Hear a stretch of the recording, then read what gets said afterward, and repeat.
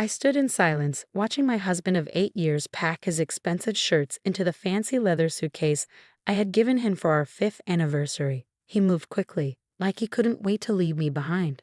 His confidence made my stomach turn. "You'll never prove we shared anything," Marcus said with a smirk, barely looking at me as he packed. "Victoria and I planned this perfectly. No marriage papers, everything in my name, you get nothing." I leaned against the doorframe, keeping my face calm even though I was boiling inside. Marcus, now 35, thought he was too good for me. He believed he deserved someone younger. Victoria, his 23-year-old personal trainer, had convinced him he was missing out. "Nothing to say," he taunted, folding another shirt. "That's new. Usually, you never stop talking about our life together and all that nonsense." I watched him pack the cufflinks I had saved for months to buy. "I was just wondering if Victoria knows about the money you borrowed from my savings last year." His hands hesitated for a second. "That was a gift. You can't prove otherwise." "Interesting," I said quietly, thinking about the hidden camera I had installed in our home office months ago after finding suspicious messages on his phone. The signs were there: late nights at the gym, new clothes, changed passwords. But I wasn't the clueless wife he thought I was. My job in digital security taught me to always be prepared. "You know your problem, Anna," Marcus said, zipping up his suitcase. "You know her take risks. Victoria understands passion adventure." I almost laughed. If only he knew about the cameras, the recordings, and the proof I had gathered about our shared assets. "You're right, Marcus. I do like to plan things carefully." He grabbed his suitcase and headed for the stairs. "I've already moved all the money. Good luck proving anything was ever yours. My lawyer handled everything." I followed him downstairs, staying calm. "Your lawyer? You mean Jeffrey? The one who helped you set up that offshore account last month?" He stopped, turning slowly. "How do you know about that?" I picked up the TV remote. "Want to watch something interesting before you go? It'll be educational." "I don't have time for your games," he snapped, but I heard the nervousness in his voice. "This won't take long," I said, pressing play. His voice filled the room from the hidden camera recording. "I need all traces of joint ownership erased. Anna can't know. Once the transfers are done, I'll move in with Victoria, and there won't be any proof of where the money came from." "Turn that off," Marcus demanded, his confidence fading. "But there's more," I said, my voice steady. "Like your talk with Victoria about using my inheritance for her beach house. Or maybe you'd rather watch yourself forging my signature." His suitcase fell to the floor. You were spying on me?" "Spying? No, just protecting myself," I said. "Something you taught me with all your planning." He ran a hand through his hair, panic in his eyes. "You can't use those recordings. It's illegal." I smiled, remembering my talk with my own lawyer. "In our state, I can record anything in my home if I suspect fraud." His voice was weak. "What do you want?" "Right now, I want you to leave. Go to Victoria, start your exciting new life. But know this, I have copies of everything. My lawyer has them too." "You're bluffing," he whispered, but I could hear the fear in his voice. I turned off the TV and walked toward the kitchen. "Your flight to Cancun leaves in 2 hours, right? You better hurry. Victoria hates waiting, almost as much as she hates broke men." His footsteps faltered behind me. I smiled. Marcus thought he had the perfect escape plan, but he was about to learn that the quiet ones, the careful planners, are the ones to watch out for. "This isn't over," he called, trying to sound tough. "You're right," I whispered as the front door slammed shut. "It's just beginning." 3 days after Marcus left, I knew my plan was working. I was watching security footage in my home office when my phone buzzed with his name. "The bank froze my accounts," he snapped. "What did you do?" I sipped my coffee, enjoying the expensive blend he used to complain about. "I didn't do anything, Marcus, but the bank's fraud department seems very interested in those fake documents you submitted." "You vindictive." "Careful," I cut him off. "Everything's still being recorded. Do you want to add threats to the evidence?" Silence. I imagined him standing in Victoria's fancy apartment, probably wearing the silk robe he bought last month with our joint credit card. His tone softened, slipping into his usual salesman voice. "We can work this out. I was emotional, made mistakes. Let's talk." "Oh, like when you forgot to mention transferring my inheritance? Or when you emptied our retirement savings?" A woman's voice interrupted in the background. Victoria, demanding to know what was happening. Perfect. Time to play my next move.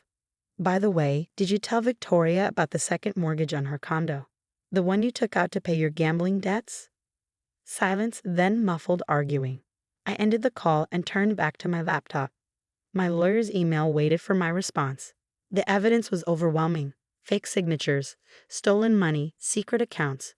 Marcus had been so focused on hiding our marriage that he left behind proof of his crimes. That evening, my doorbell rang. Victoria stood there, mascara smudged, clutching her designer handbag like a lifeline. "Is it true?" she asked. "About the mortgage." I stepped aside. "Want to see the paperwork?" She followed me to the kitchen, her heels clicking on the expensive floors Marcus insisted we import from Italy. I laid out the documents. "He told me you were just his roommate," she whispered, staring at our marriage certificate, "that this house was his investment property. He told me he was working late at the gym," I replied, watching her face crumble as she read through the mortgage papers. "He said the condo was a gift," she mumbled. "That he was rich from investments." Her eyes widened. "But this says he borrowed against it before even giving me the deed." I nodded and slid another document toward her. "He bought it with money from my inheritance. Here's the proof." He forged my signature to access it. Victoria sank into a chair, looking lost. "I'm going to lose everything, aren't I?" "Not necessarily," I said, pulling out another folder. "I have a proposition for you." Her eyes narrowed. "Why would you help me?" "Because Marcus needs to learn he can't treat people like this," I said. "And you're in a unique position to help me make that happen." 20 minutes later, Victoria left with copies of the documents and a new understanding. She had been played, just like me. But together, we could make sure Marcus faced the consequences. The next morning, my phone exploded with messages. Marcus was panicking. Victoria had moved out and taken evidence of his fraud with her. His perfect plan was falling apart. "You turned her against me," he yelled when I finally answered. "No, Marcus, your lies did that." I paused, then added, "By the way, the police have questions about those fake documents. Detective Rivera will be calling you soon." "You can't prove anything." But his voice shook. "Really? The hidden cameras caught everything. You practicing my signature, talking to your broker about hiding transfers. The bank's fraud team is very interested in those offshore accounts." A long silence. Then, in a whisper, "I'll lose my license." As a financial advisor, his career depended on his reputation. "You should have thought of that before stealing my money." A notification popped up on my laptop, an email from Detective Rivera confirming our meeting. Everything was falling into place. "What do you want?" Marcus asked, his arrogance finally replaced by desperation. "Name your price." I looked around my house now, the expensive artwork, the luxury car, the things he insisted we needed. None of it had made us happy. "I want you to understand something, Marcus," I said. "You didn't just try to steal my money. You tried to take my security, my future. But you forgot one thing. I'm not just your wife. I'm a woman who protects people from scams like yours for a living." He started to speak, but I kept going. "The evidence is already with the authorities. Your accounts will stay frozen during the investigation. And as for Victoria's condo, well, she's very eager to cooperate." Something shattered on his end of the line, followed by angry cursing. "Oh, and Marcus," I added, "your mother called. You know that retirement account you claimed was yours? She helped set it up as a joint account after our wedding. She's already given a detailed statement to investigators." The call ended with his frustrated scream. I leaned back in my chair, a small smile forming. Marcus thought he had the perfect escape plan. But he forgot the most important rule: never underestimate me. 2 weeks after Marcus's life started falling apart, I sat in my living room across from Detective Rivera. He was reviewing the last pieces of evidence on my laptop. "Mrs. Walker," he said, looking up, "these recordings are incredible. Your husband never suspected anything." I shook my head and poured us both some coffee. Marcus always underestimated me. He thought being a cybersecurity specialist just meant fixing computers. The detective chuckled as he took his cup. "Big mistake. The district attorney is very interested in this case. Financial fraud, forgery, wire transfer fraud. He's facing serious charges." Just then, my phone buzzed with a text from Victoria. "He's here at my place. begging for money. Should I start recording like we planned? I smiled and showed the detective. He nodded. Your teamwork with Ms. Carter has been invaluable. Ready to finish this? I sent Victoria a quick yes and sat back to wait. Within an hour, we had Marcus on video pressuring Victoria for money and admitting to his crimes.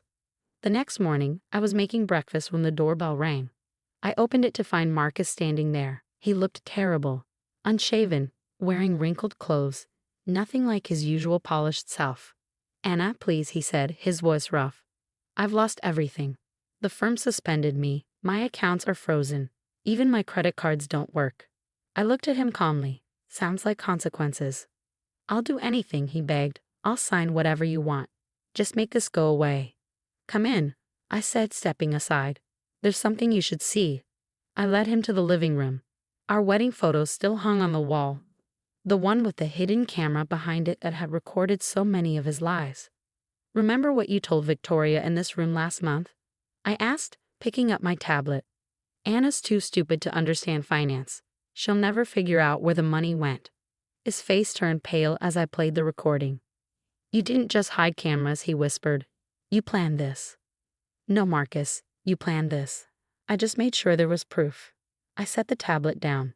Every fake signature, every call about hiding money, every sneaky meeting with your lawyer, it's all recorded. He dropped onto the couch, burying his face in his hands. What happens now? Now, you deal with the consequences of your choices. The DA will offer you a plea deal soon. I walked to the door and held it open. I suggest you get a good lawyer. He stood up, desperation in his voice. But what about us? 8 years of marriage. Should have meant something, I said. But you chose lies, Victoria, and a failed escape plan instead. After he left, I opened my laptop. An email from Victoria waited. Meeting with the prosecutor tomorrow. Thank you for helping me see the truth.